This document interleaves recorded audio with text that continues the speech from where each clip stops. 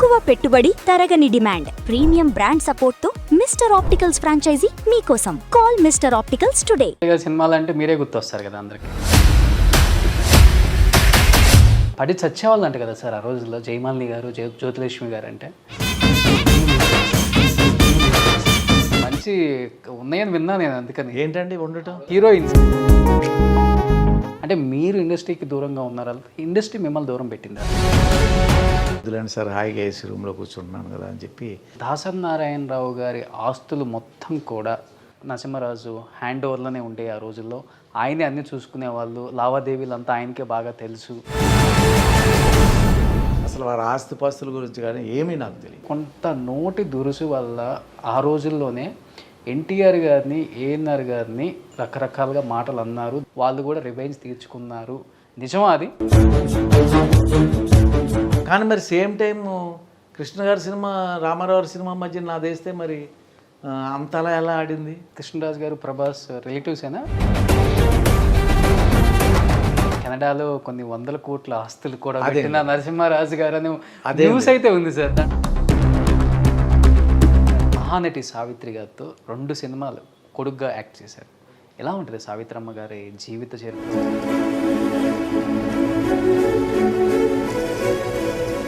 Hi, welcome to Suman TV. నేను మీ Roshan. Present నాతో పాటు ఉన్న గెస్ట్ గురించి చెప్పాలి అంటే, ఒకప్పుడు ఆయన ఆంధ్ర కమల్ హాసన్ అనేవాళ్ళు అనమాట.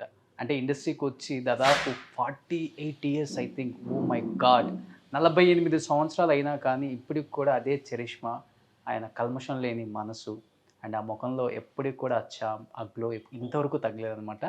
Is none other than Andhra Kamal Haasan. అంటే ఇప్పటికి మీకు గుర్తొచ్చుంటుంది నరసింహరాజు గారు with me an exclusive interview with Suman TV. Hi Narasimharaju గారు. నమస్తే అండి. ఎలా ఉన్నారు? బాగున్నారా? సో అప్పటికి ఇప్పటికి కొంచెం మారింది అంతే ఫేస్, కానీ ఇప్పటికి అలానే ఉన్నారు. మేము ఒకప్పుడెప్పుడో జగన్మోహిని అలాంటి సినిమాలు చూసేటప్పుడు, పున్నమి నాగు ఇలాంటి సినిమాల్లో చూసేటప్పుడు ఎలా ఉన్నారు అలానే కనిపిస్తున్నారు. And first of all thank you sir, I'm very happy to see you sir. ఇన్ని సంవత్సరాలు, 48 సంవత్సరాలు ఇండస్ట్రీలో ఒక లెగసీని అలా కంటిన్యూ చేయడం అంటే మామూలు విషయం కాదు. దట్టు హీరోగా 100కు పైగా సినిమాలు చేస్తున్నారు, పెద్ద పెద్ద స్టార్లతో వర్క్ చేస్తున్నారు. అండ్ మీ క్యారెక్టరేషన్ చాలా వరకు నేను చూశాను. జానపదాలకు పెట్టింది పేరు అంటారు ఆ రోజుల్లో. ఇప్పుడంటే జానపదాలు వేరు, కానీ అప్పుడు జానపదాలకు పెట్టింది పేరు అంటే నరసింహరాజు గారు. ఎలా అనిపిస్తుంది ఈ 48 ఇయర్స్ ఈ జర్నీ ఎలా అనిపిస్తుంది? ఫస్ట్ అంటే 45 ఇయర్స్ 48 ఇయర్స్ కదండి, 51 ఇయర్స్. 51 ఇయర్స్. అవునండి. 69లో నేను చెన్నై వెళ్ళటం, ఫస్ట్ కన్నడ మూవీ చేయటం. సో 69 అంటే ఇప్పటికి 2022 అంటే 51 ఇయర్స్ అండి. 51 ఇయర్స్, అర్ధ శతాబ్దం అయింది. రన్నింగ్ జర్నీ, ఈ ప్రయాణం సాగుతూనే ఉందండి. మధ్యలో కొంచెం బ్రేక్ వచ్చింది కానీ మళ్ళీ సాగుతూ ఉందండి. హ్యాపీ, చాలా హ్యాపీ. బట్ అప్పుల్లో జానపదాలకు పెట్టింది పేరు అంటే మీ పేరే చెప్తారు అందరూ కూడా. అంటే రామారావు గారు, కాంతారావు గారు జానపదాల్లో బాగా చేసేవారండి. వారి తర్వాత నాకు అవకాశం వచ్చింది. అప్పటి నుంచి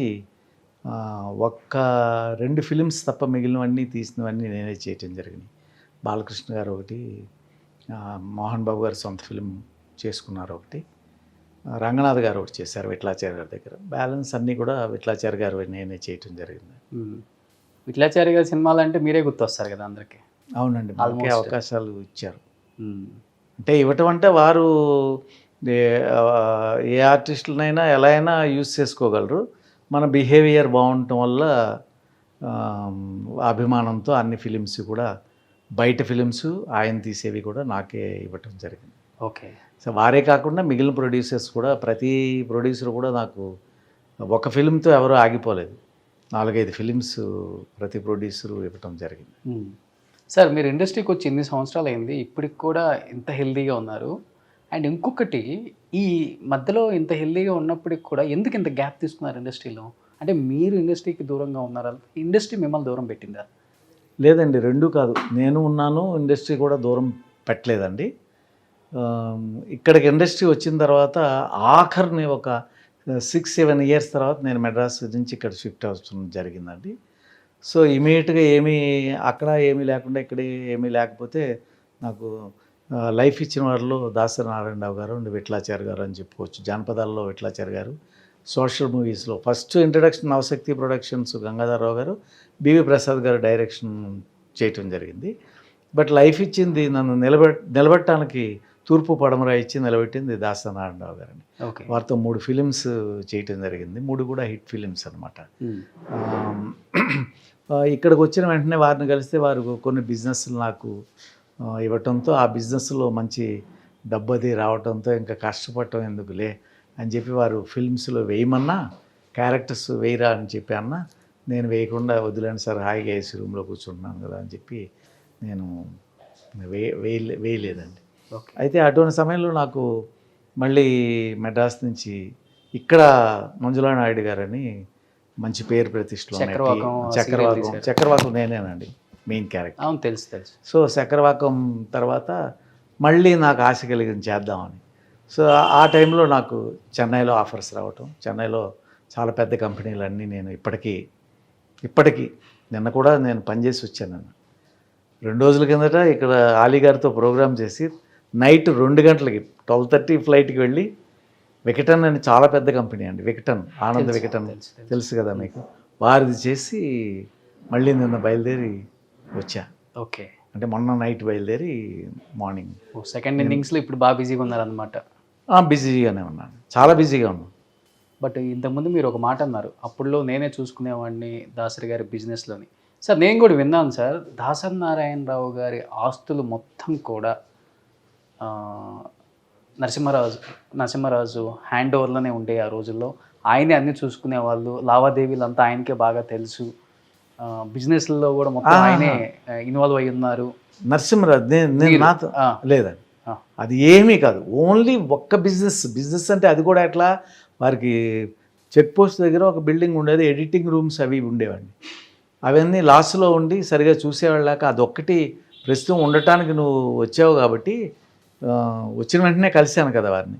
సో ఇక్కడ నుంచి మనం తర్వాత చూద్దామని ఇమీడియట్గా అక్కడ పెట్టడంతో నేను అవన్నీ డెవలప్ చేశా.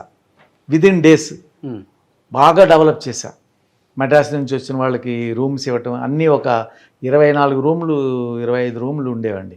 ఓకే. సో అన్నీ తీసేసి ఒక 4 రూముల్లో వేసేసి మిగిలినవన్నీ మెడ్రాస్ నుంచి వచ్చే వాళ్ళకి రూము, పడుకోవటానికి ఒక ఫోను అట్లా చేసి ఒక రెస్టారెంట్ లాగా చిన్న క్యాంటీన్ లాగా పెట్టి వాళ్ళకి భోజనాలు అవి చూడటానికి అట్లా చేసి, అలాగే కల్చరల్ అందరూ కలుసుకుని కల్చరల్ సరదాగా క్యారమ్స్ లాంటి ఇటువంటి ఆడుకోవటానికి కల్చరల్ ప్రోగ్రామ్స్ లాగా అయ్యి ఒక 2-3 రూమ్స్ అట్లా చేసి బాగా డెవలప్ అయింది. ఎంత బిజినెస్ చూసుకున్నారు మీరు? అదొక్కటే బిజినెస్, మిగిలిన నాకు సంబంధం లేదు. అసలు వారి ఆస్తిపాస్తుల గురించి కానీ ఏమీ నాకు తెలియదు. ఇది ఒకటే ఇచ్చింది. పర్ డేకి నేను దగ్గర 30-40 వేలు ఆ రోజుల్లో వచ్చేదండి ప్రాఫిట్. ఓకే. అంత చేసా పడిపోయిన బిజినెస్. సో అప్పుడు నన్ను సినిమాల్లో చేయమంటే వద్దులండి సార్, ఇది బాగుంది కదా, నాకు రోజు 5,000 ఇచ్చేవారు. అప్పుడు మాదాపూర్ ఇవన్నీ గజం 100-90కి ఇస్తాం సార్ మీరు తీసుకోండి అనేవారు. నేను తీసుకోలేకపోయాను, ఎందుకంటే మళ్ళీ చెన్నై వెళ్ళిపోదామని, ఫ్యామిలీ చెన్నైలో ఉన్నారు, అక్కడికి వెళ్ళిపోదామని ఉద్దేశమే కానీ ఇక్కడ ఐడియా లేదండి. తర్వాత ఈ సీరియల్స్ అవి చేయడంతో ఫ్యామిలీని తీసుకొచ్చి ఇక్కడే ఉంటాం.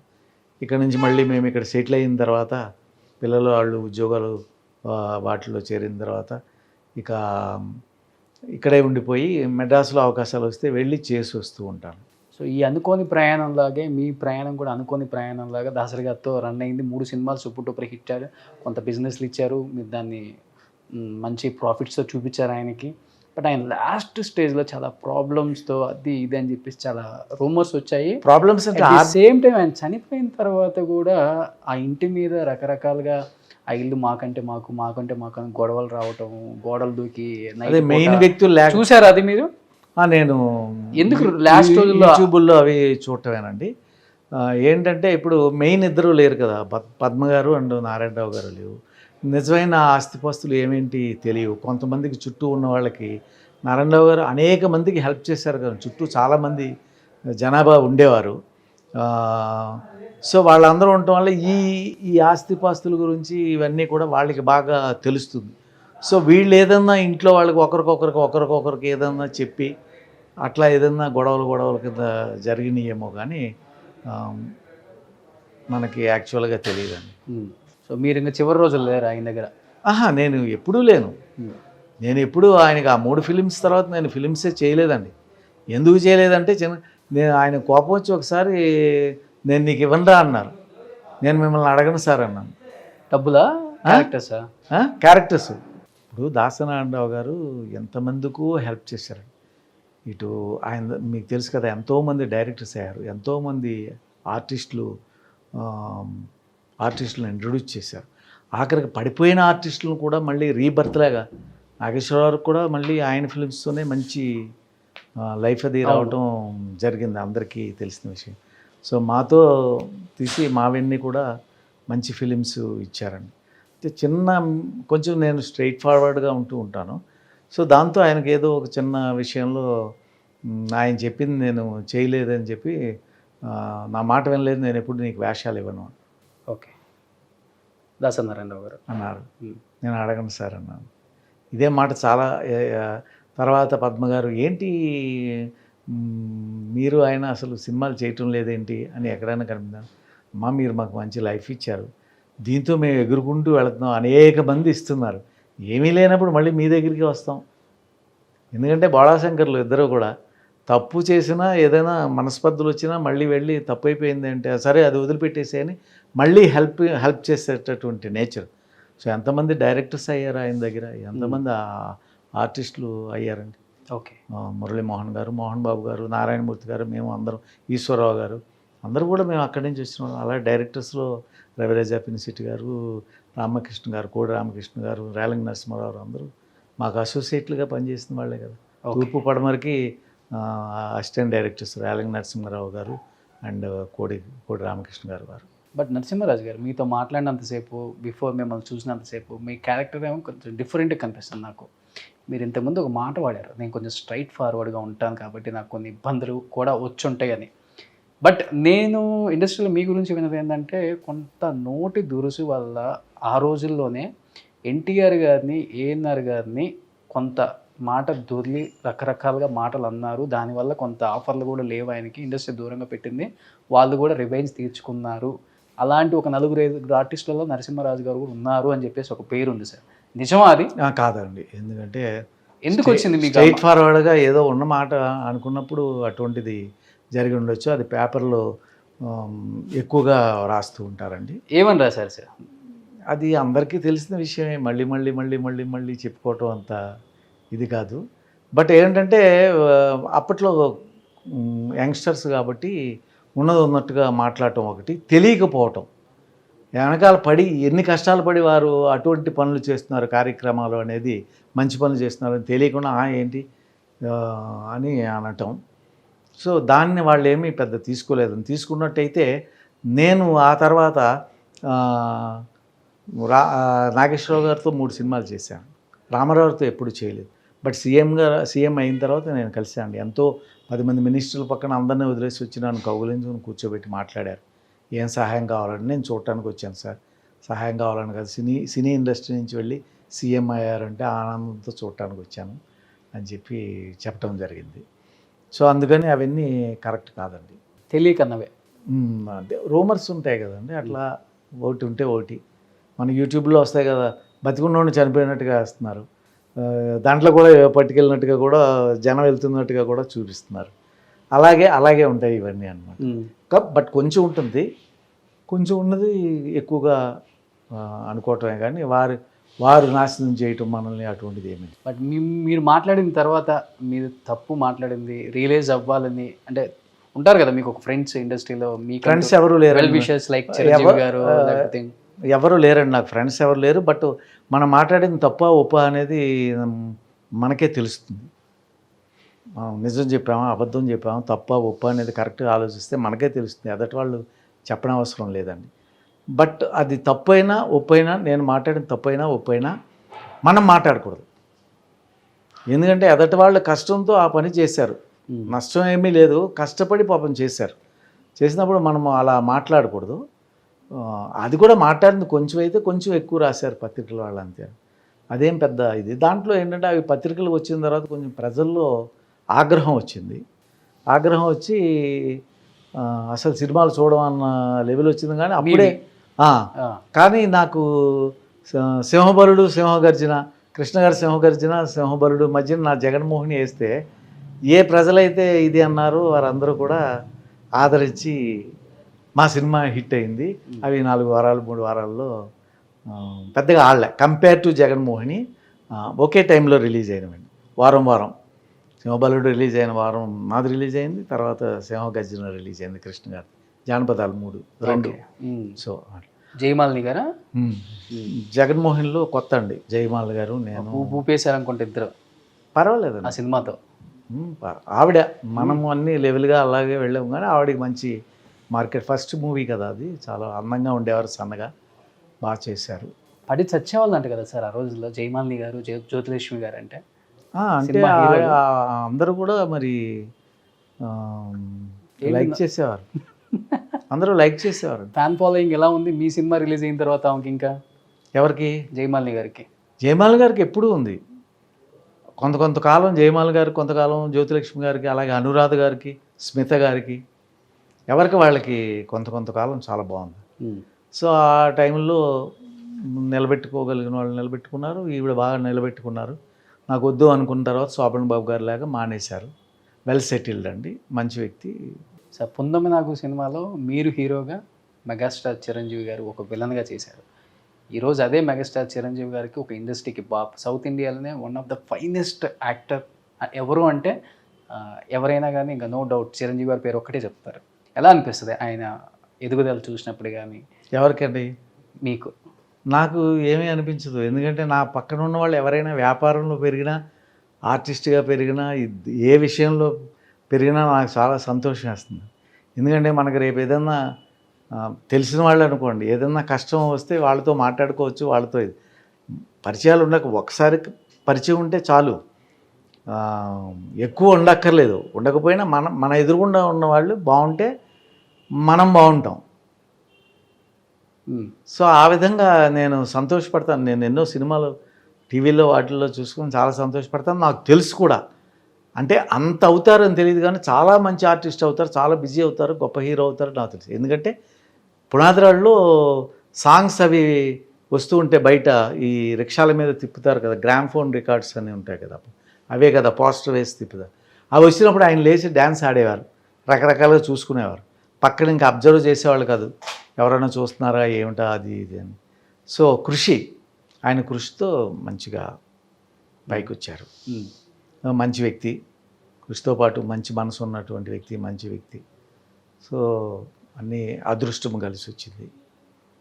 మీ తర్వాత పిల్లలు ఎవరు రాలేదు కదా సార్ ఇండస్ట్రీకి? లేదండి, నేను వద్దని, మా అబ్బాయి వస్తా అన్నాడు. వద్దన్నారంట కదా మీరే? రాణాలాగా బాగానే మంచి బాడీ, 6'2" ఉంటాడు, మంచి డాన్సర్, ఫైటర్. వద్దన్నాను, ఎందుకంటే ఎందుకు, లక్ ఉండాలి, లక్ లేకపోతే ఎంకరేజ్ చేసేవాళ్ళు ఉండాలి, లక్ ఉండాలి.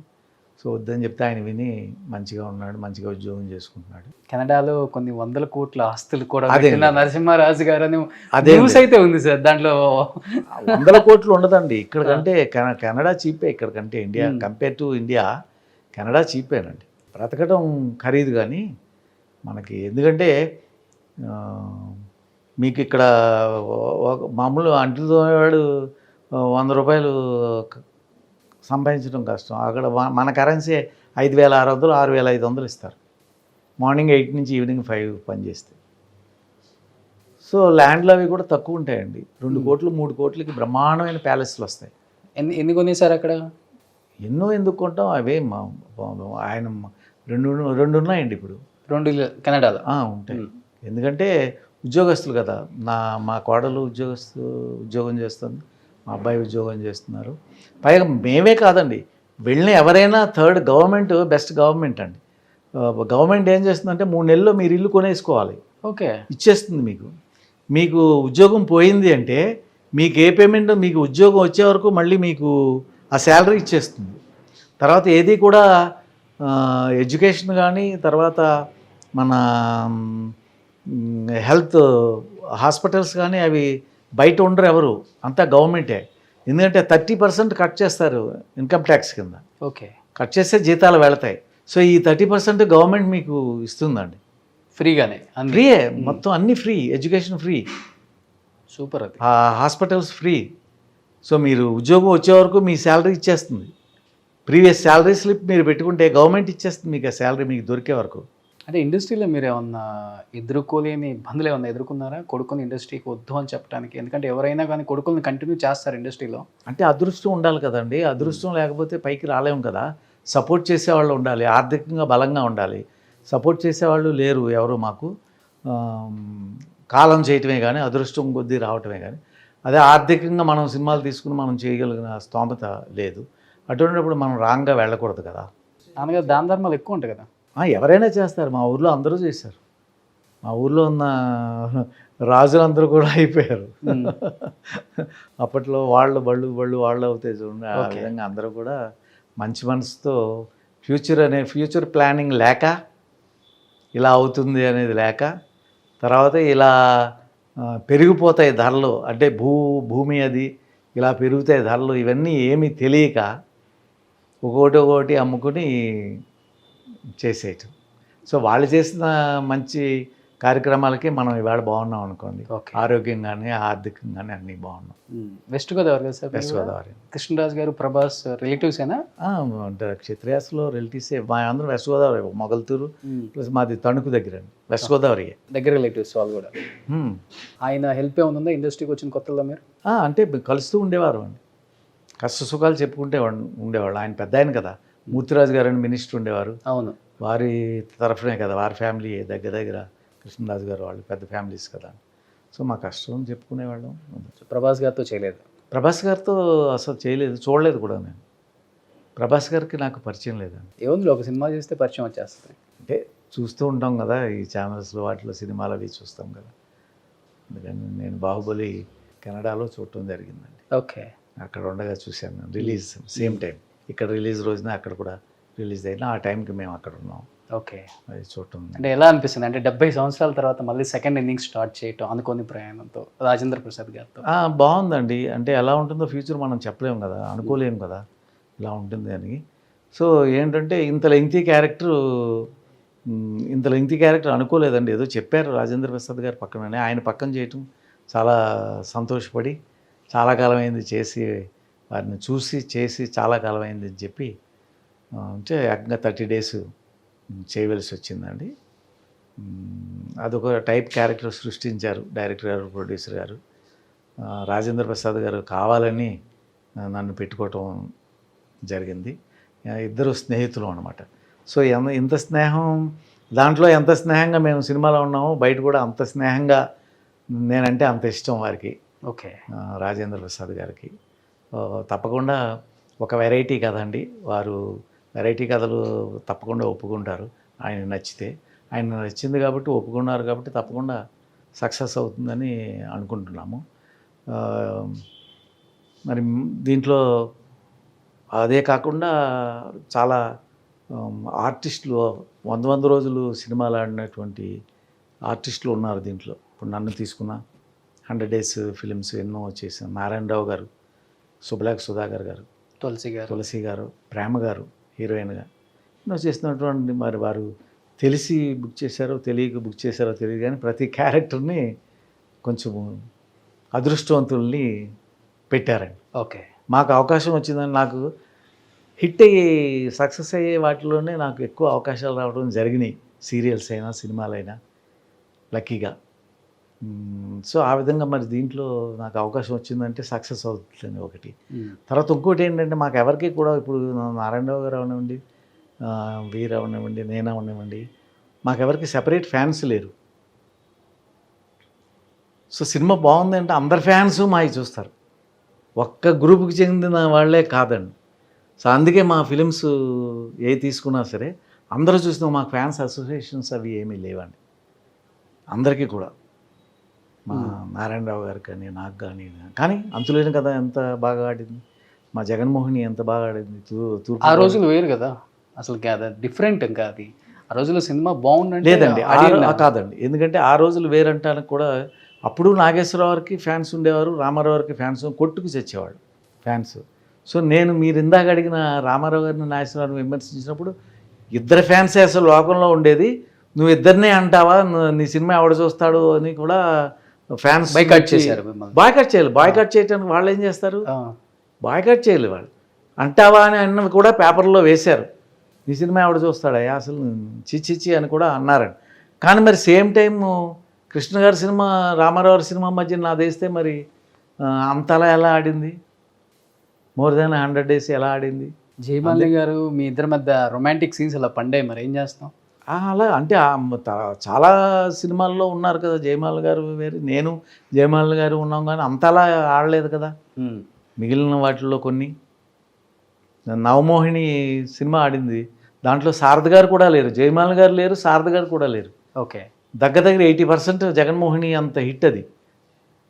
నవమోహిని, రోహిణి గారు, నేను, కమిడియన్ లేరు, వేరే కమిడియన్ ఎవరో కొత్త ఆయన వస్తే ఆయనకి ఇచ్చేసారు విట్లాచారి గారు, ఓకే, ఇంకెవరూ లేరు. అది ఎలా ఆడిందండి? సార్ ఇప్పుడులోనే ఇలా ఉన్నారు కదా, అప్పుడు ఇంకా స్మార్ట్గా ఉంటారా? నేను ఇప్పుడే మంది హీరోయిన్స్ ఫాలోయింగ్ ఉండేది లేదండి, నేను ఇప్పుడే బాగున్నానేమో అనుకుంటున్నాను. సరే, అప్పుడు ఇంకా బాగుంటారు కదా. ఏమో మరి నాకు మాత్రం ఇప్పుడే బాగున్నట్టుగా. అప్పుడు ఎంతమంది హీరోయిన్స్? అప్పుడు ఏంటంటే పెద్ద పెద్ద జుట్టు, ఏమండి పెద్ద మీసాలు, అందరూ అలాగే ఉండేవారు కదా, బెల్ బాటమ్ ప్యాంట్స్. ఓకే, ఇవన్నీ ఇప్పుడు చూస్తే అబ్బా ఇదేంటి, అదేం ప్యాంటు, అదేమిది, లావేంటి, మంచి ఉన్నాయని విన్నా నేను, అందుకని. ఏంటండి ఆ రోజుల్లో మంచి మంచి ఫాలోవర్స్ ఉన్నారంట మీకు. ఎవరు ఫాలోవర్స్? హీరోయిన్స్, హీరోయిన్స్ ఉండరండి. ఎందుకంటే 2-3 సినిమాలే మేము ఎవరితో చేసినా అటువంటి అవకాశాలు దొరికినాయి. అక్కడికక్కడ మాట్లాడుకోవటం తప్పితే తర్వాత ఫోన్లో పలకరించుకుని తర్వాత ఇటువంటి ఏమీ లేవండి. సో లేనప్పుడు ఎలా ఉన్నాయంటారు? అలా ఉంటే రూమర్స్ వచ్చేవి కదా, మాకు ఎప్పుడైనా రూమర్స్ వచ్చినాయా? ఏమో అప్పుడు న్యూస్ ఛానల్స్ లేవు కదా, లేకపోయినా ఎందుకు పేపర్లో వేస్తారు కదా. అప్పుడు మీ కాలం నాటి ఆర్టిస్టులు ఎవరైనా మాకు చెప్తే అదే న్యూస్. పేపర్లకు వేస్తారండి, కాగడా అవి ఉండేవి కదండి, వాటిల్లో. సార్, మహానటి సావిత్రి గారితో 2 సినిమాలు కొడుగ్గా యాక్ట్ చేశారు. ఎలా ఉంటుంది సావిత్రమ్మ గారి జీవిత చరిత్ర ఒక్కొక్కరు తెలుసుకుంటూ ఉండటే ఈ తరం వాళ్ళు కూడా మహానటి సినిమా చూసేటప్పుడల్లా తరుక్కుమంటుంది ఒళ్ళంతా కూడా. ఎలా అనిపిస్తుంది మీకు? అదే ఆ మహానటి సినిమాలో ఏముందో ఆవిడ హిస్టరీ అంతా కూడా మాకు ఇప్పుడు తెలిసింది, కానీ అప్పుడు తెలియదండి. తెలిసినట్టయితే నేను తప్పకుండా నేను చాలా సేవలు చేసేవాడిని. నా మనస్తత్వం అటువంటిది. ఓకే, ఎందుకంటే కాంచన గారికి ఎవరో చెప్పారు, కాంచన నేను 3 భాషలు ఒక ఫిలిం చేసామండి, నాయుడమ్మ అని విజయశాంతి గారిది. అప్పుడు ఎవరో చెప్పారు బెంగళూరులో కాంచన గారు ఈ ఊరి చివర టెంపుల్లో ఉంటున్నారు అంటే అక్కడికి వెళదామని విశ్వప్రయత్నం చేసాం. ఇప్పుడు ఆ రోజుల్లో రీసెంట్గా అంటే నాయుడమ్మ తీసినప్పుడు ఒక 10 సంవత్సరాల కిందట. అవును, వెంకటేశ్వర స్వామి టెంపుల్. ఏమో మరి మాకు దొరకలే, అప్పుడు లేరు, ఎవరో సిస్టర్ ఇంటికి వెళ్ళారు, అక్కడ లేరు అని చెప్పారండి. ఎందుకంటే తర్వాత విన్న తర్వాత సావిత్రి గారి గురించి కూడా మాకు తెలియదండి. అప్పుడు యాక్ట్ చేసినప్పుడు ఏదో మామూలుగా హీరోయిన్, పెద్ద హీరోయిన్ ఇదే చేసాం కానీ పెద్ద హీరోయిన్ ఇదే, కానీ ఆవిడ బాధల్లో ఉన్నారు లేకపోతే ఇంత ఇది అని తెలిస్తే మేము తప్పకుండా మాకున్న దాంట్లో మేము దగ్గరే అయ్యే వారికి తప్పకుండా నెత్తిన పెట్టుకుని చూసుకునేవాళ్ళం. అంటే మీతో యాక్ట్ చేసినప్పటికీ ఆమె చివరి స్టేజ్లో స్టేజే కదా, ఇలా అయిపోయారు అసలు, స్కెల్టన్ తప్ప ఏమీ లేదు. మామూలుగా చిక్కిపోయారు సావిత్రి గారు అంటే పెద్ద హీరోయిన్, అవును అంత లావుగా ఉండేవారు కదా అనుకున్నాం, కానీ ఇలా బాధలు, ఇలా కష్టాలు పడ్డారు, ఇలాంటి పరిస్థితిలో ఉంటున్నారు, ఇలా చిన్న ఇంట్లో ఉంటున్నారు అనేది తెలియదండి మాకు. తెలిస్తే నేను మాత్రం డెఫినెట్గా చాలా ఇది చేసాం. ఎందుకంటే డబ్బు అది బాగా ఉండేది, నేను చాలా సేవలు చేసేవాడిని. ఎవరు ఏమనుకున్నా నేను లెక్క చేసే మనిషిని కాదండి. ఒకటి అనుకుంటే నేను తప్పకుండా సేవలు చేసేవాడిని. అంటే సెట్లో అది ఎక్కడ చూపించారా సార్? అదే తెలియలేదండి అసలు, అవేం తెలియలే మాకు. డైలాగులు చూడటం, వెళ్ళిపోవటం, ఏదైనా యాక్ట్ చేస్తుంటే మేము తప్పు చేస్తుంటే నవ్వటం, ఇదే తప్పితే చిక్కుపోయారు మనిషి సావిత్రి గారు అనే అనుకున్నాము తప్ప ఇటువంటి సిచ్యువేషన్లో ఉన్నారని తెలియదు మాకు, ఎవరో చెప్పలేదు. తర్వాత పుస్తకాలు అవి ఇవి చూసి ఛానల్స్లో చూసిన తర్వాత ఏంటి అందరూ చేసి ఉండొచ్చు కదా, హెల్ప్ చేసి ఉండొచ్చు కదా అని ఆలోచనలు. హీరోస్ రామారావు గారు, నాగేశ్వరరావు అందరూ చేసి ఉండొచ్చు కదా, ఆవిడతో పనిచేశారు కదా, తప్పులున్నా ఒప్పులున్నా క్షమించి కష్టస్థితిలో ఉన్న తర్వాత దీంతో చాలా ఆదరించవచ్చు కదా అని అనిపించింది. అటువంటిప్పుడే ఏదన్నా టక్కన మాట్లాడతామండి. ఆ టైంలో మాట్లాడారా? మామూలుగా ఇప్పుడు కూడా టక్కన మీరు వేస్తే రామారావు, నాగేశ్వరరావు ఏమన్నా సావిత్రి గారు చేసి ఉండవలసింది కదా, నరసింహరాజు అంటే నేనేం చేయను. అదే మీ మనసులో ఉంది కాబట్టి చెప్పారు, తప్పేం లేదు. అట్లా అలాగే అంటాం. మనసులో ఉన్నది ఏంటంటే నేను నిజంగా చేసేవాడిని అండి. అప్పుడు నా దగ్గర డబ్బులు కూడా ఉండేవి, నాకు బిజినెస్లు ఉండేవి, వేరే బిజినెస్లు చెన్నైలో. చాలామందికి హెల్ప్ చేసామండి. ఎక్కువ చేశాను నేను. మంచి కంటే కూడా ఇప్పుడు ఒకడు వచ్చాడు ఏదో అడిగాడు, అది నిజమని చేసాం, ఆడు ఉట్టిది అది తెలిసి 2 వచ్చాడు 3 వచ్చినా వచ్చినా వాడు తెలిసినవాడు కాబట్టి నువ్వు చేసేది తప్పురా, ఈసారైనా బాగుపడని చేయటం. వెళ్ళారా సార్ చివర చనిపోయిన తర్వాత అంత్యక్రియలు? లేదండి, వెళ్ళలేదు. లేదు, అసలు తెలియదు కదా సార్. చనిపోయింది ఆవిడకి ఇట్లా బెంగళూరులో ఏదో ఒక దీని కింద ఉన్నది, ఫోటోలు చూసి మీ ద్వారా తెలియటమే తప్ప తెలియవండి. అలాంటి మహానటితో యాక్ట్ చేయడం నిజంగా గ్రేట్ మీరు. అది కొడుకు పాత్ర. అదృష్టం. లైఫ్లో ఎదగడానికి ఏమన్నా చెప్పారామా? లేదండి. బట్ దాన ధర్మాలు మటుకు చేసేవాళ్ళం. ఎవరు? ఆమె. మేము వినటమే. ఆవిడ ప్యాలెస్ మాత్రం నేను చూశాను. చూసారా? అబిబుల్లా రోడ్లోనూ ఎక్కడో ఉందండి, ఈశ్వరంగారావు గారిది ఆపోజిట్గా పక్క. నేను 2 హోమ్ టూర్లు చేశాను సార్. అది నేను చూశాను. స్విమ్మింగ్ పూల్ అది ఉండేదని పెద్ద అనుకునేవారు అప్పట్లో. మరి పైగా సంపాదన మార్కెట్ ఉన్నప్పుడు అన్నీ తమిళ్ తెలుగు అన్నీ ఆవిడే కదండి, పెద్ద హీరోయిన్ కదా, ఎంత ఉండాలి. మరి అవన్నీ లేకుండా అంటే సినిమాలు కూడా చేయటం వల్ల కొంత దెబ్బతిని ఉండొచ్చు. సినిమాల్లో చాలా కష్టం అండి డబ్బు రావటం, సక్సెస్ అవటం చాలా కష్టం. సో 3-4 సినిమాలు చేశారు ఈ దాన ధర్మాలు. అందటోళ్ళనైనా ఈ ఫైనాన్షియర్స్ లాక్కుంటారు తప్ప వదిలిపెట్టరు. అభిమానంతో వదిలేద్దాం అనేది ఉండదు. కాంతారావు కూడా అలాగే అయింది కదా, ఆయన 2-3 సినిమాలు తీసే దెబ్బతిన్నారు. వారిల్లు కూడా తెలుసు. అవును, కాంతారావు ఇల్లు కూడా ఈవేళ 4-5 కోట్లు ఉంటుందండి. అప్పుడు 30కో 20కో అమ్మేసేసి బాకీలు తీర్చే సినిమాలు, వాటి వల్ల అట్లా దెబ్బతిన్నారు. మీరు వెళ్ళే టైంకి ఉందా సావిత్రమ్మ ఇల్లు? అది తెలియదు. ఇంకా మేము సావిత్రి గారి ఇల్లు అని చెప్పుకోవటం ఆ రోడ్లో వెళ్ళినప్పుడు తప్పితే ఆవిడ ఎక్కడ ఉంటున్నారు ఏమిటి ఇవేమీ తెలియదు. ఆవిడ బాధల్లో ఉన్నారు ఇటువంటిది ఏమీ తెలియదు మాకు. తెలియని ఆమె బాధను కూడా. వెళ్ళేటప్పుడు కూడా అలానే వెళ్ళిపోయారు ఆమె. Great actress. మీ అందరికి ఇన్స్పిరేషన్ మీ తరానికి కూడా ఆమె అని చెప్పుకుంటారా మీరు కొంతవరకు యాక్టింగ్లో? యాక్టింగ్ అసలు వాళ్ళు ఈశ్వరంగారావు, సావిత్రి గారు, అలాగే ఇటు మన నాగేశ్వరరావు, రామారావు గారు, వాళ్ళ గురించి వేరే చెప్పనవసరం ఏముందండి.